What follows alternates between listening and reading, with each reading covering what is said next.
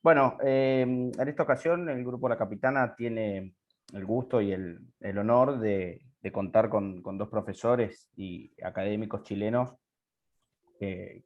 para conversar y debatir sobre uno de los procesos políticos más importantes del último tiempo de Latinoamérica, pero no solo de Latinoamérica, sino también del mundo, que ha dado un vuelco, un giro radical en los modos de pensar la política, y obviamente los argentinos estamos, miramos el proceso político chileno muy interesados, no solo por la cercanía geográfica, sino, como decía, por el modo de hacer política que creo que Chile, la primavera chilena, el estallido chileno que comienza en 2019, eh, generó nuevas prácticas bueno, que son singulares y que abren un horizonte en esta Sudamérica asediada por gobiernos de derecha, por gobiernos neoliberales, excluyentes de las grandes mayorías.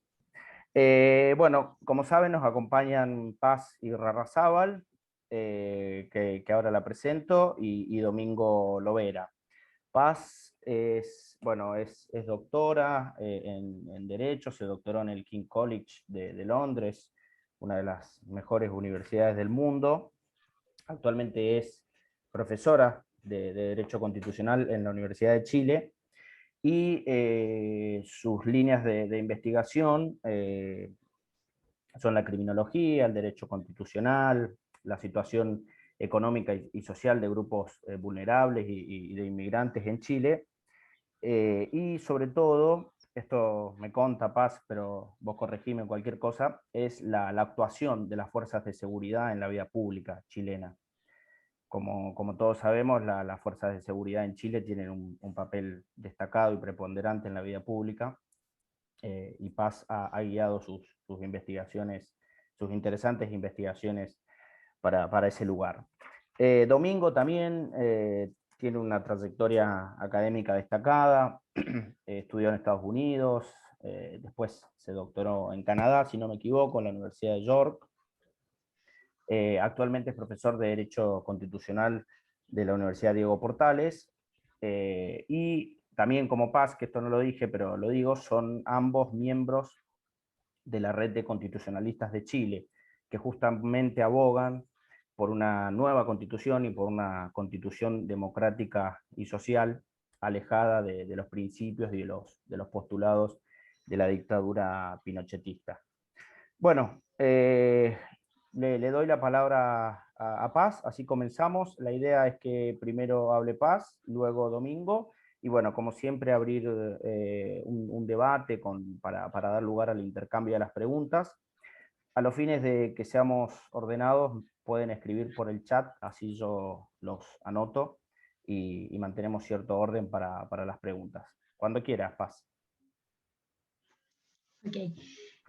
Muchas gracias, Bruno, muchas gracias por la invitación y gracias a cada uno de ustedes por estar hoy día acá, y por el interés. La verdad es muy emocionante haber recibido esta invitación.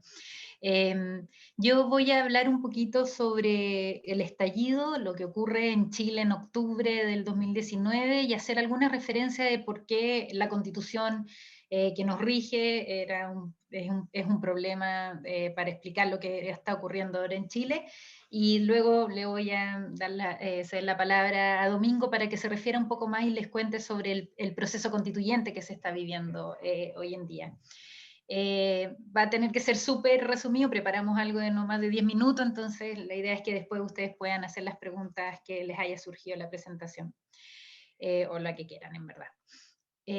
Bueno, contarles entonces primero que si bien pensamos en el momento histórico que significó en octubre del 2019, Chile venía experimentando bastante movimiento social, distintas protestas, donde se fueron levantando distintas demandas a partir del 2000 sobre todo. Por ejemplo, en temas de educación tenemos el movimiento pingüino de los estudiantes secundarios, que fue el 2006, un movimiento muy fuerte estudiantil en el 2011, el movimiento feminista en el 2018, habían varias protestas y manifestaciones que se habían tomado en las calles de hace un tiempo en Chile, reclamando por el sistema de pensiones, por la explotación de los recursos naturales. Pero claramente, obviamente, que octubre fue algo que revolucionó y cambió radicalmente el escenario político que había en Chile. Y esto, como el minuto o la chispita que hace que explote todo esto, fue una medida del gobierno por subir los pasajes del transporte público.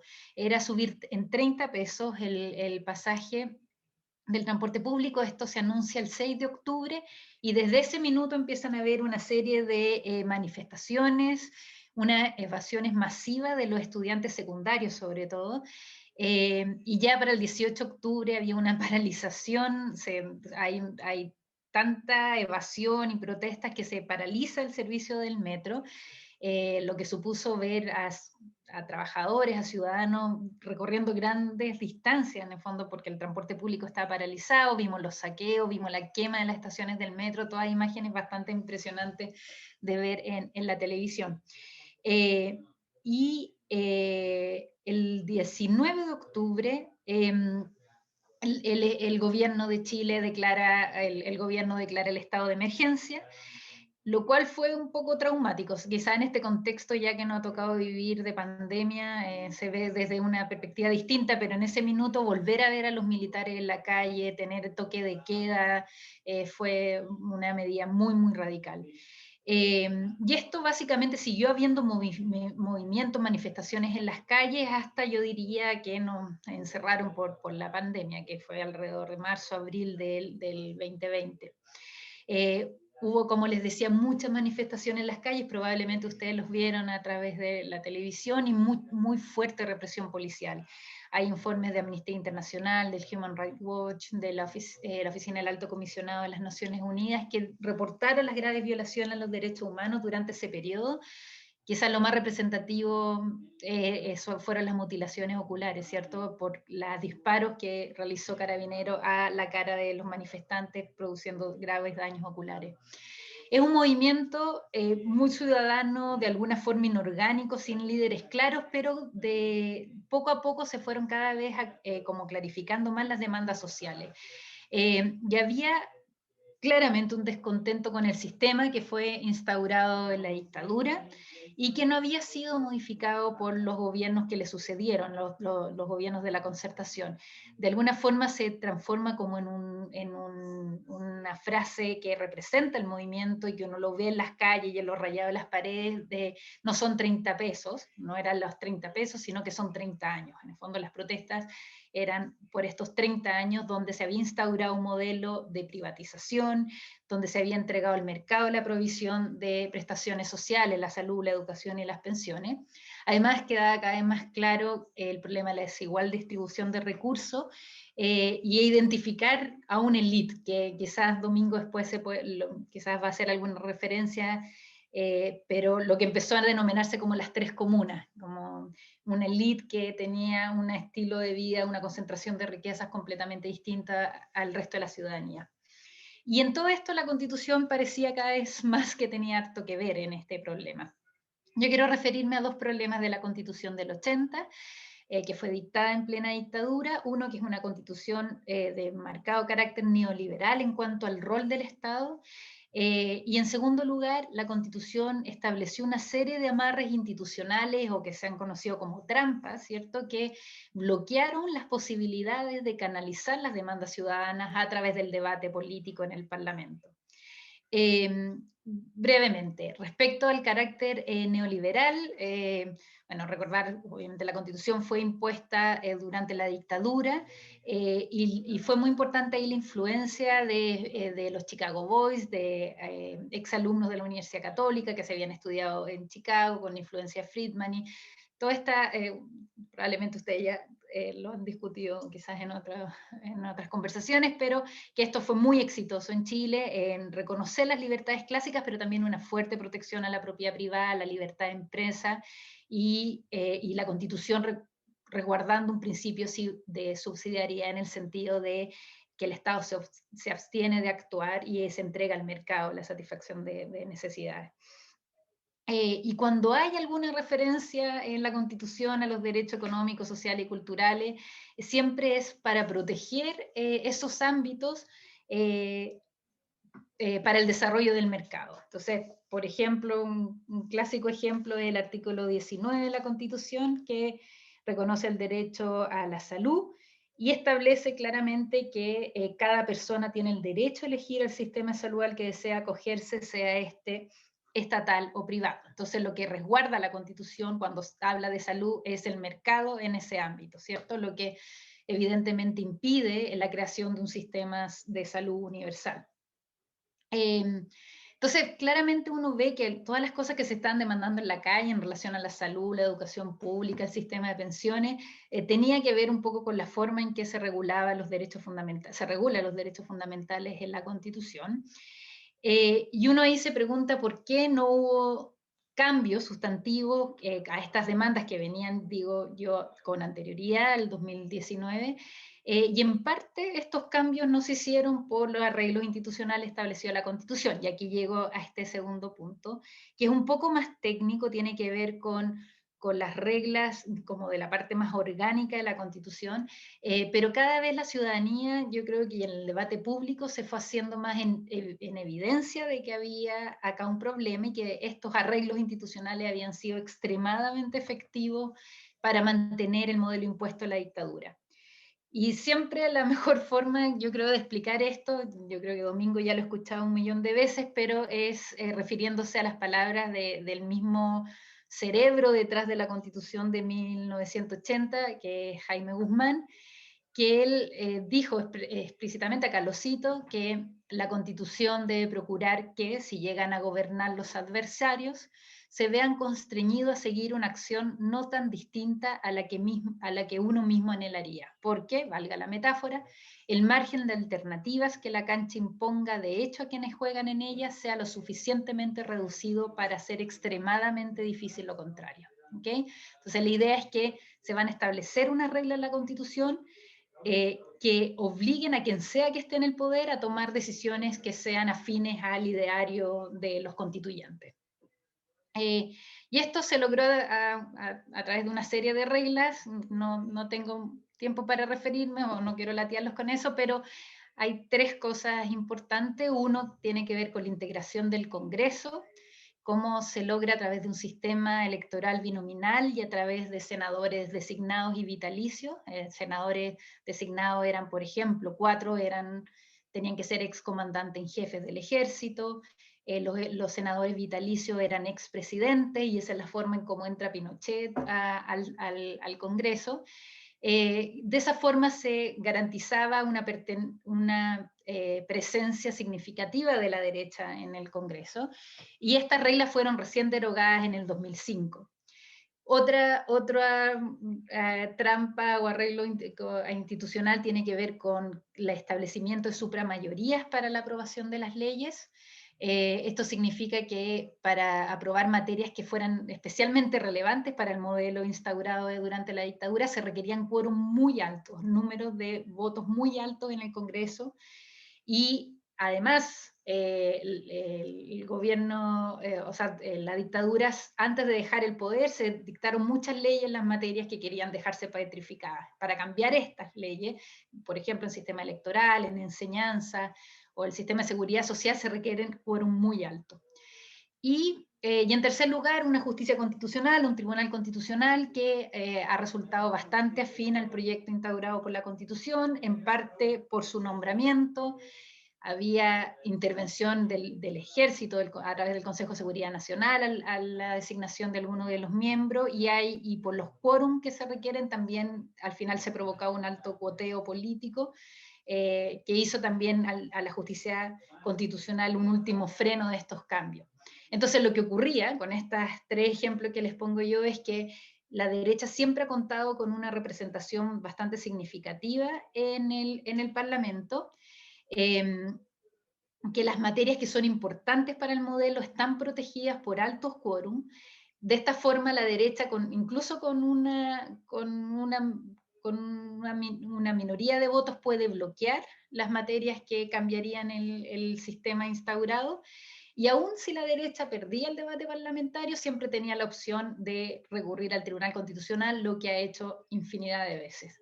Eso para contarles un poco la Constitución, y ahora le doy el micrófono a Domingo.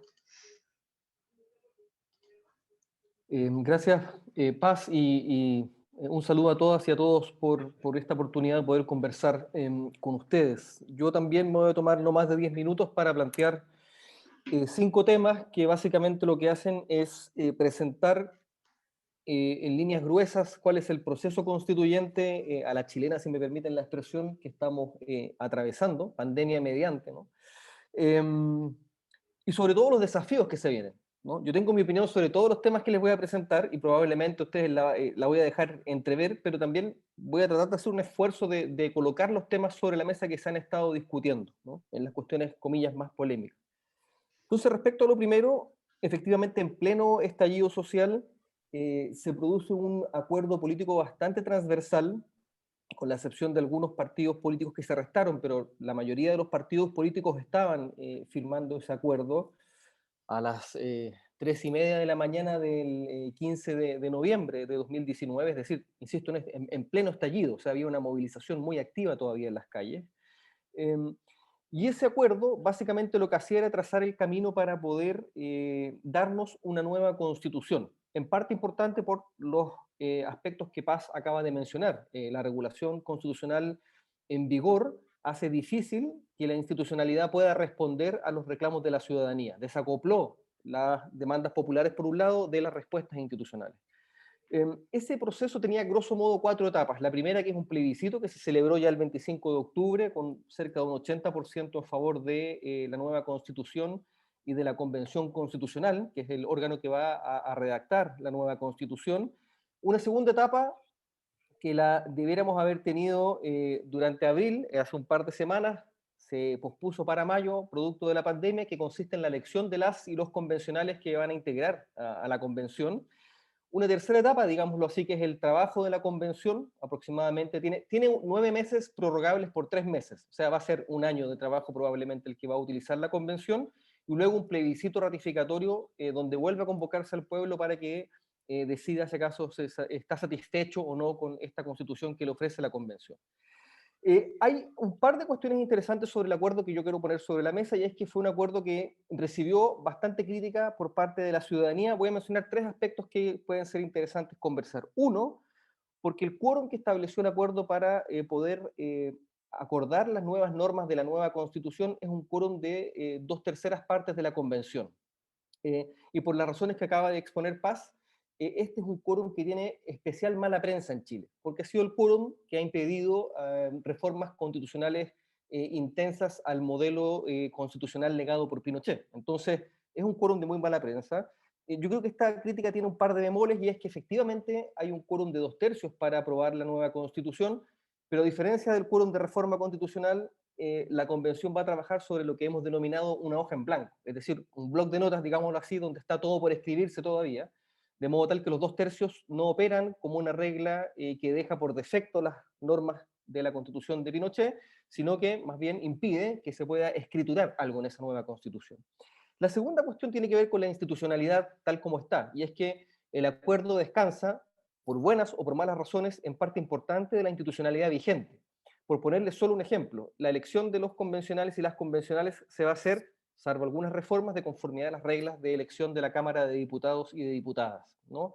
Y esto hace que las cosas para los independientes y las independientes, voy a decir algo sobre eso luego, sean más difíciles, ¿no? Y aquí viene la tercera cuestión, objeto de crítica. Esto despertó bastante animadversión de parte de la ciudadanía, en la medida que los partidos políticos entonces en ese modelo electoral tienen por supuesto la ventaja de terminar eligiendo sus candidatos y sus candidatas, ¿no? Y hoy día los partidos políticos en Chile, como en la región, pero particularmente en Chile, tienen una adhesión ciudadana muy baja. El Congreso Nacional tiene una adhesión ciudadana del orden de el 3%, y, el Congreso, y los partidos políticos un 2%, con un correlato bastante obvio, ¿no? Entonces, estos 3 elementos despertaron bastante críticas de parte de la ciudadanía. Ahora bien, tercera cuestión. el proceso, a medida que fue avanzando, acicateado, empujado por la ciudadanía que estaba movilizada todavía, sin embargo, sí ofreció algunas aperturas, yo diría aperturas históricas en el contexto chileno, es decir, aperturas a la inclusión de ciertos grupos que sin la movilización jamás hubiesen ocurrido. Primero, efectivamente se relajaron algunas reglas electorales para incentivar la participación de independientes. Y ayer yo estaba grabando un podcast que tengo con un colega y dos de las candidatas a la convención, una independiente y la otra por un partido, estaban de acuerdo en esto. Uno mira hoy día el panorama de candidatos y hay un número importante de candidaturas independientes. Ahora, las reglas van a ser muy difíciles que esas candidaturas puedan ser electas, pero hay ya una primera inclusión y, como digo, se relajaron en alguna medida las reglas. Segundo, se incorporaron reglas que incentivan la incorporación de candidaturas de personas con discapacidad. Eso también es un reclamo que hace tiempo venía planteado en Chile y hoy día es una novedad. Y escaños reservados para pueblos indígenas. Que en Chile, fíjense ustedes, Chile es, junto a Uruguay, el único país de la región que no tiene ninguna mención a los pueblos indígenas o pueblos originarios en su constitución.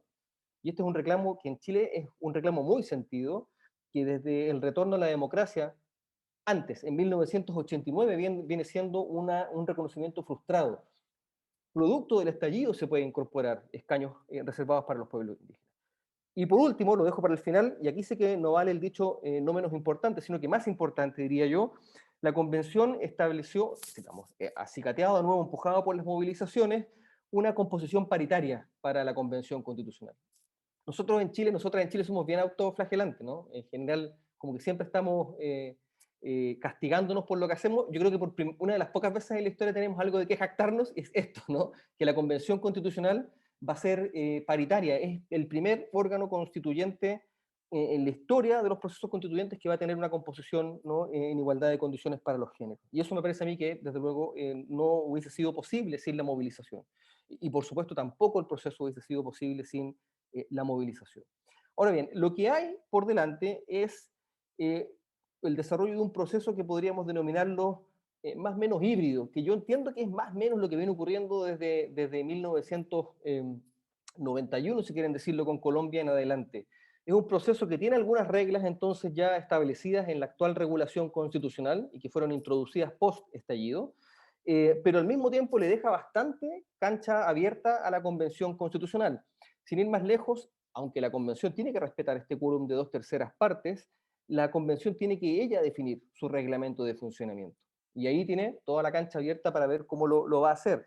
Y también la Convención, bueno, va, como decía antes, ¿no? Va a trabajar sobre una hoja en blanco. Entonces, la Constitución está por escribirse, por supuesto, insisto, respetando estos otros quórums. Hay algunas reglas también contenidas en las actuales regulaciones que tratan, o más bien se las ha leído por el establishment como tratando de imponer límites de contenido a la Convención.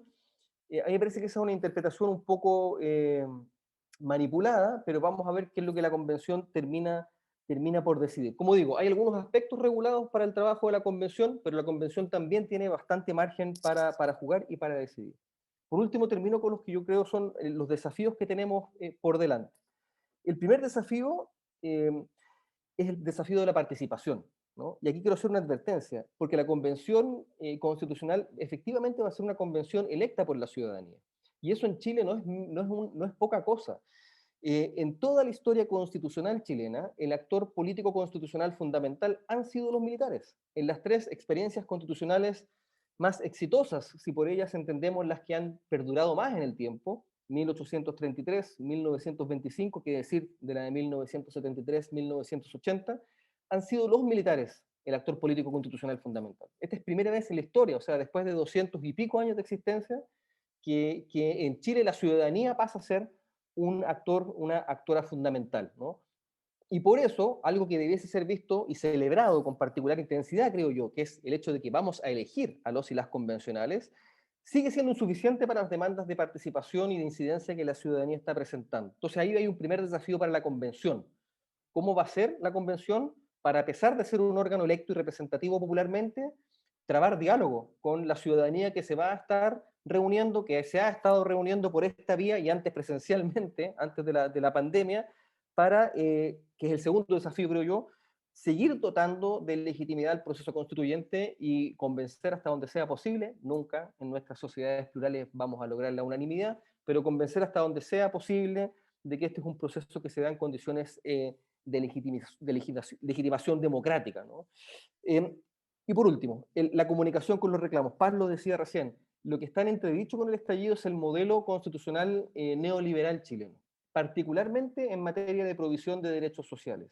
La convención tiene un desafío que es clave, que es el cómo va a lograr conectar justamente con esas demandas sociales. No basta con que la convención sea electa, no basta con que trae espacios de comunicación con la ciudadanía, hay también una demanda muy sentida por la sustantividad que esa nueva constitución debe abrazar, que es una, como decía Paz, y estoy completamente de acuerdo con ella, que busca hacer posible una ciudadanía material más que puramente formal para, no solo para los chilenos y las chilenas, sino que también para las demás personas que han llegado a vivir a Chile.